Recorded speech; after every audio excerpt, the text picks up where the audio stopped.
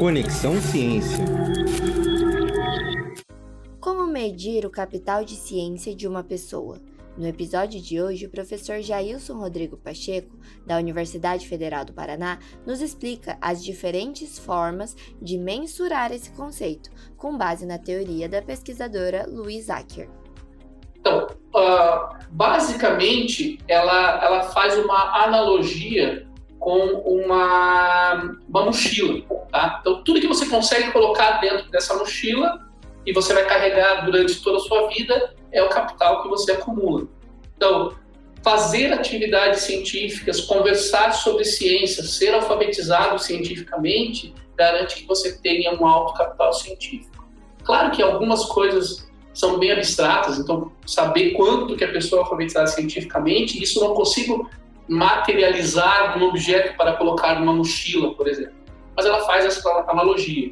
Então, assim, quantos livros a pessoa lê de ciência ao longo da vida, ou quanto ela fala de ciência com a sua família, ou quanto os pais têm esse capital, porque na teoria do Bourdieu, o capital ele é transmitido, tá? Ele pode ser de duas formas, ele pode ser objetificado a partir de um determinado, por exemplo, um determinado certificado que a pessoa tem, né?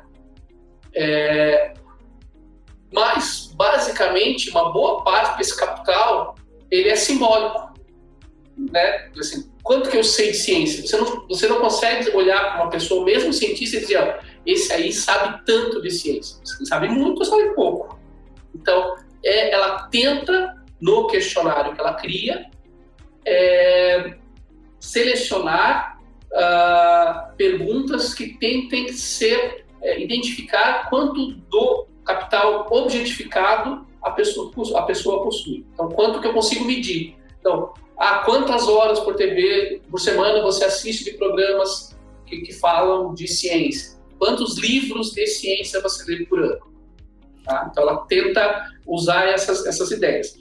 E um fato muito importante do capital científico na teoria da Acker é que esse capital ele não é especificamente da ciência escolar. Tá? Então, ela discute muito a questão do capital científico a partir das ações de visitas em museus, que é uma realidade inglesa, né? Tem muitos museus de ciência lá, então as pessoas, qual a frequência de consumo de artefatos museais, por exemplo,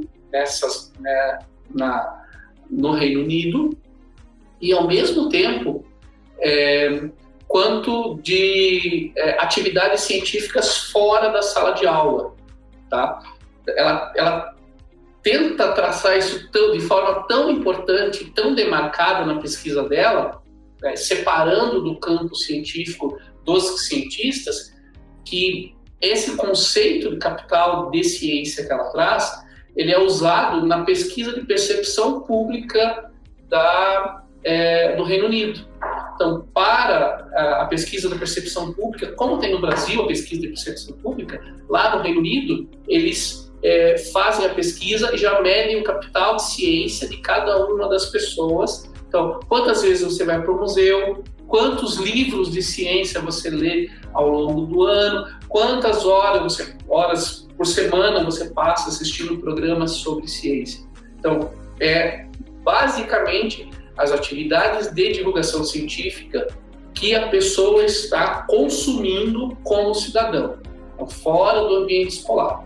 Então, ela acumula capital científico quando, por exemplo, por espontânea vontade, ela entra no site do Conexão Ciência. A gente pode fazer esse paralelo muito simples.